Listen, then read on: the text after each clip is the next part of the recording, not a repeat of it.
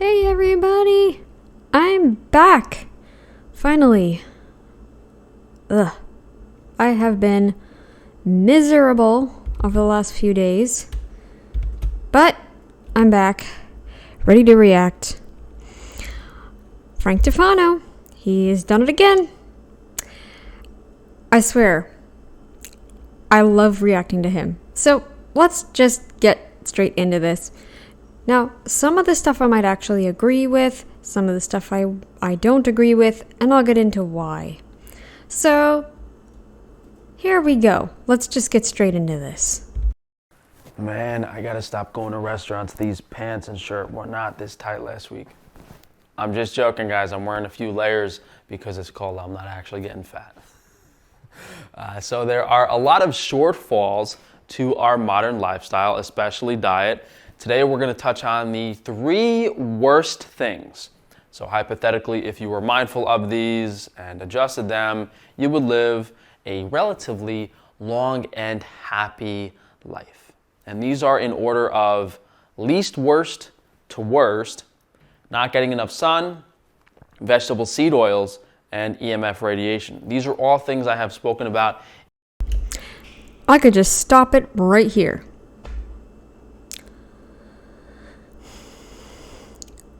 Because, I don't know. I'm kind of thinking about just stopping it right here and explaining. By the way, I'm kind of eating. I'm going to mute when I'm eating. So, not getting enough sun. Let's just hear what he has to say about getting sunlight, and then I'll explain how I feel about that. In depth, but if you were going to approach someone and say, hey, these are the things you really, really need to be careful about, this is it. This is the 3 biggest things overall. So, you don't have to do any crazy stuff, critiquing, just giving this information to someone, they try it out, they feel better, that would open. This is the 3 most biggest things.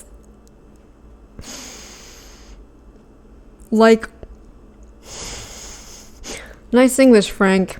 Nice English. Open them up to more things and getting a little crazier with optimizing.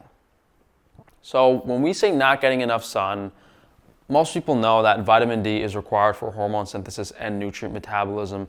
But what's more significant is not only the physical appearance, your skin health, the cellular turnover. I see so many people with acne scars doing crazy things like chemical peels and laser treatments, and all you really have to do is go out in the sun and your skin will naturally heal itself.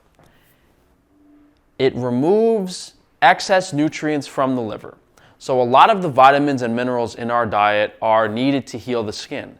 And when we're not in nature every year getting many, many days of sun exposure, those vitamins can build up in our tissues, and it kind of inhibits our function because we don't have an efficient way to get rid of them outside of using them to heal tissue. And when you're outside in the sun, you're also generally getting fresh air, you're grounding, and you're seeing far away.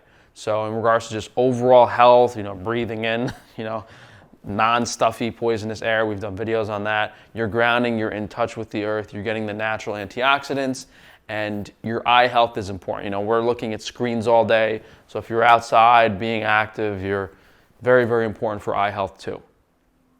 So, All right. I'm gonna put my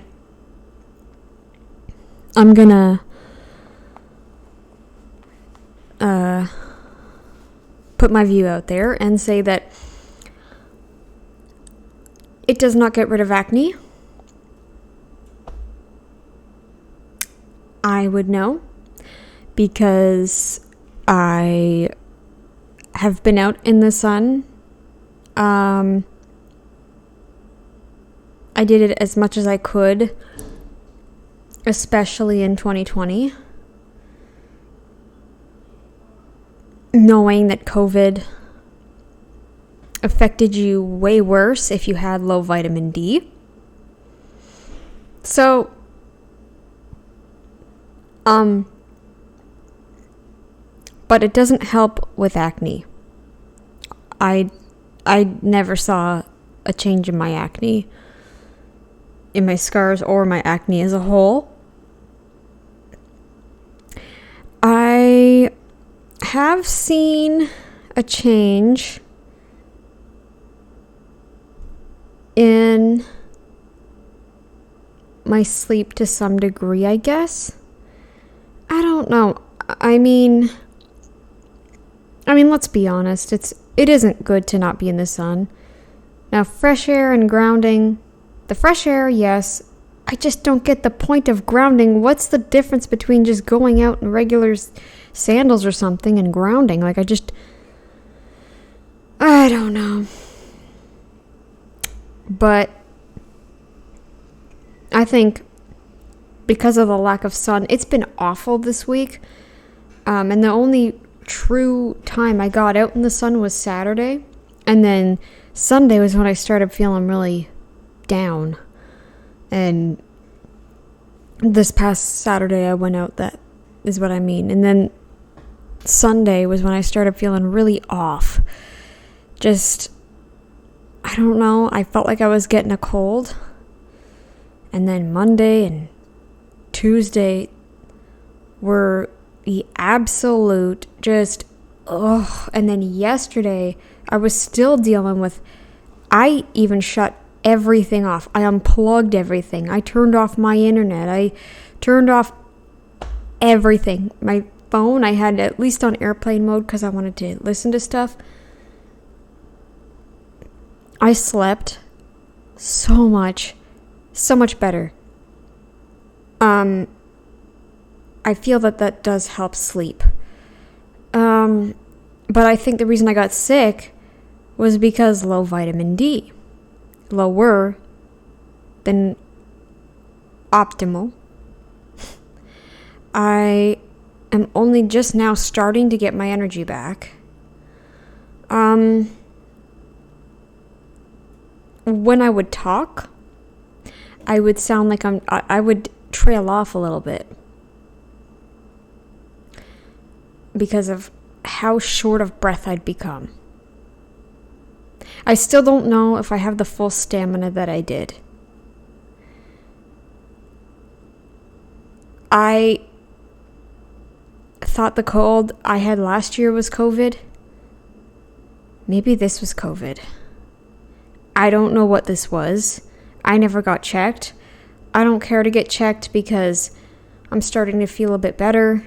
So, I don't know. But anyways, we'll let him speak some more. So, for the most part, it's pretty simple. When the UV index is high, spring, summer, early fall, you go out as little clothes as possible and get a lot of sun. You could just search Frank Tufano vitamin D sun. There's probably half a dozen videos you can watch. Up next is vegetable seed oils. Definitely the worst thing in the diet, because whenever people refer to fast food or fried foods or junk foods being bad for you, this is why. This is the only reason.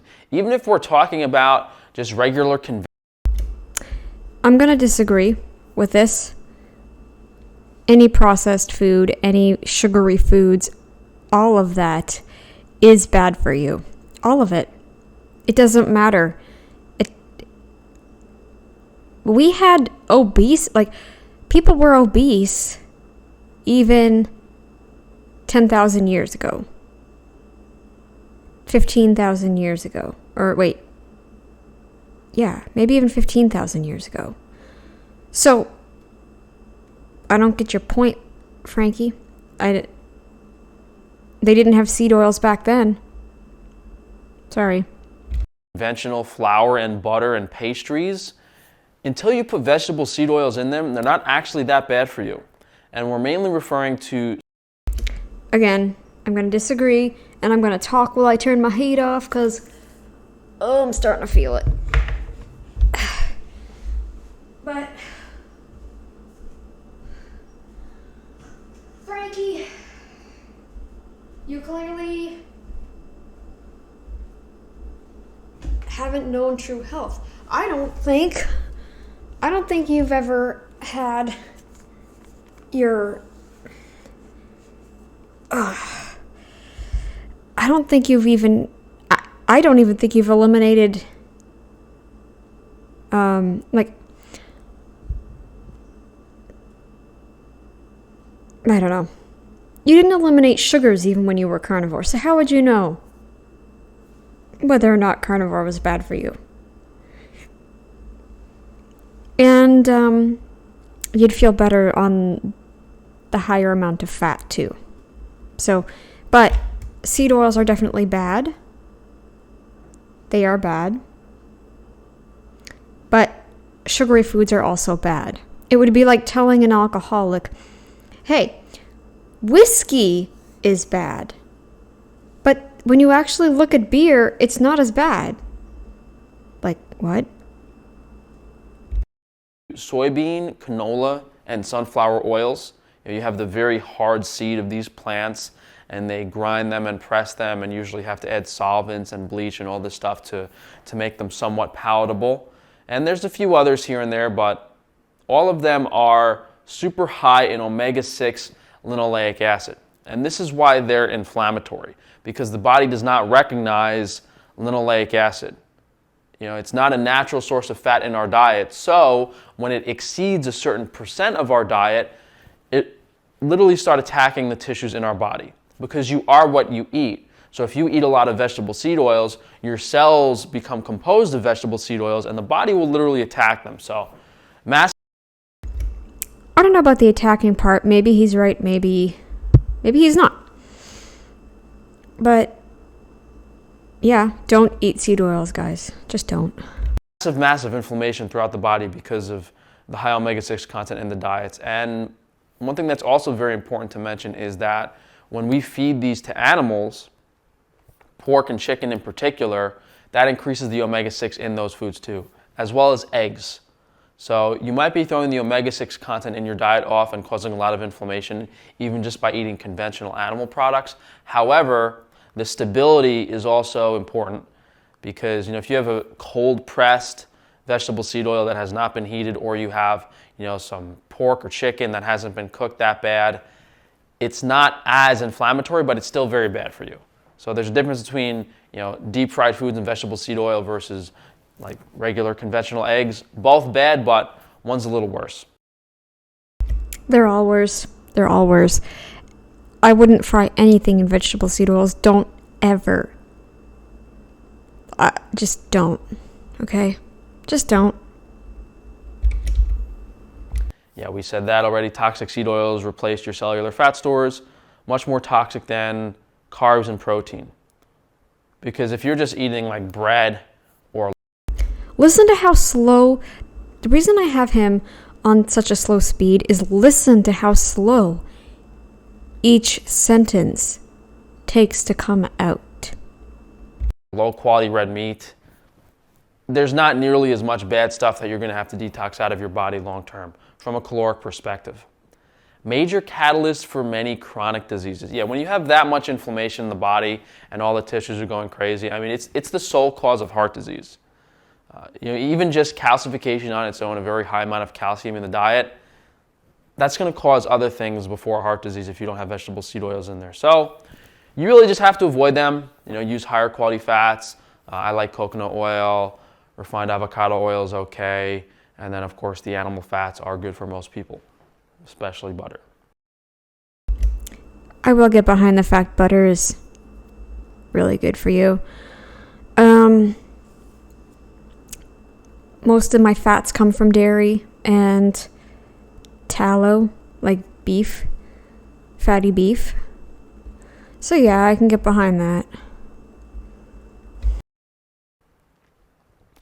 EMF radiation. EMF radiation. We've spoken a lot about this.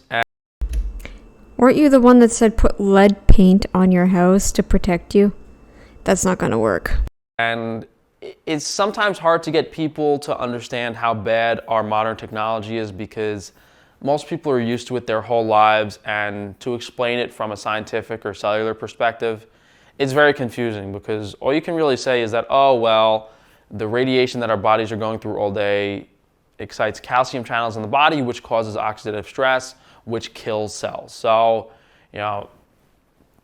it's going on in the body on a molecular level. So people, it's not like you're getting your hand chopped off, something that people will visually gasp at immediately. Yeah, I guess, but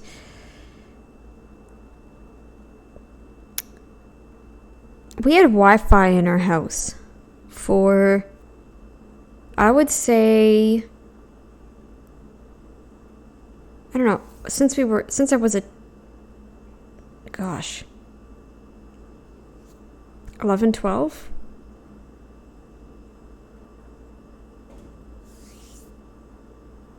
I don't have any cancers or anything. I don't think. Although I probably should get checked because who knows? Given what's going on with me. I mean, okay, I will say this. I won't go as far as some people take it. Oh, if you don't want radiation, if you want to bring your phone to my place, then you may as well just stay out. I don't want you here. I'm not going to go that far, but I will say that radiation definitely can affect your, sleep quality and things like that. That I will get behind. Like, it does affect you in some ways. I'm very certain of that. That could be partially why I'm still having problems with my breathing and stuff. I don't know. And what we're mainly referring to is radio frequency from cell phones, Bluetooth, Wi-Fi is the biggest culprit. And there's others like magnetic fields from power lines or circuit breakers. So in rare circumstances, if you're sleeping close to a power line or a circuit breaker, then you might be having some health issues related to that. But for the most part, it's the radio frequency because everyone is usually on a cell phone or has a router or a lot of Wi-Fi in their environments, especially in the city. So not only is it really bad for the cells and causing massive oxidative stress, it interrupts your sleep, and then that kind of compounds itself into all other sorts of health issues. And for that, the easiest and least invasive lifestyle thing is to just wear EMF protective clothing all day. Who can afford that? A serious question. Who can afford that, Frankie? Who in their right mind would? I'm not going to go that extra mile. I'm sorry. I don't even think they'd make it in my size because I'm very small. And even more so because I lost my appetite over the last few days. It's only just now coming back, so. But yeah, who would, Frankie? All day and to sleep in a bed canopy or work in a bed canopy, and that can effectively reduce the exposure by like 70-80%, and you can recover when you sleep at night. And then to take it to the next level and do a few more things and reduce it further, that takes a little more time and money investment. But overall, people not wearing shielding clothing is the craziest thing from a health perspective, because for just $100, $150, you're removing so many negatives. It's hard to justify not wearing shielding clothing 24/7. So if you guys want to learn more about these things, you can search my YouTube channel. That's all I'm going to react to for this video, you guys. He's making my head spin. I genuinely still don't feel that great, but I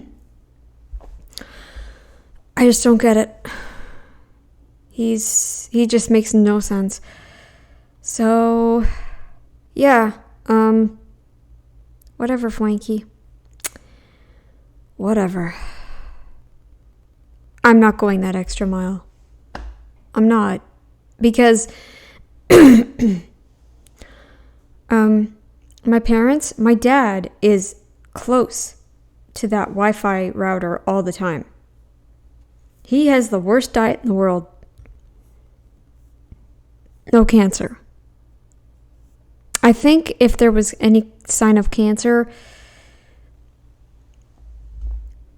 somebody would have noticed. My mom, he and my mom, they still have fun with each other sometimes, right? And I think she would notice, you know? And I think he would notice too, because he would have some pain somewhere, right? And he'd be like, I got a bump on such and such. He's even a smoker. Granted, he smokes regular cigarettes, but still. Oh, I'm not going that extra mile. I'm definitely not spending $150 on freaking clothes that may or may not be effective. I'm just going to turn off my stuff. That's it. Especially right now because, I just feel like, The sinuses are better. I thought I was getting a cold. This is next level, you guys. It's awful. Okay. So, stay away from sick people until summer comes. And then you're able to get out in the sun, get more vitamin D. And then when the fall comes, you'll be able to conquer it, okay? Yeah. Anyway, that's it for this video. I'm going to go and take it easy, and I'll see you guys later.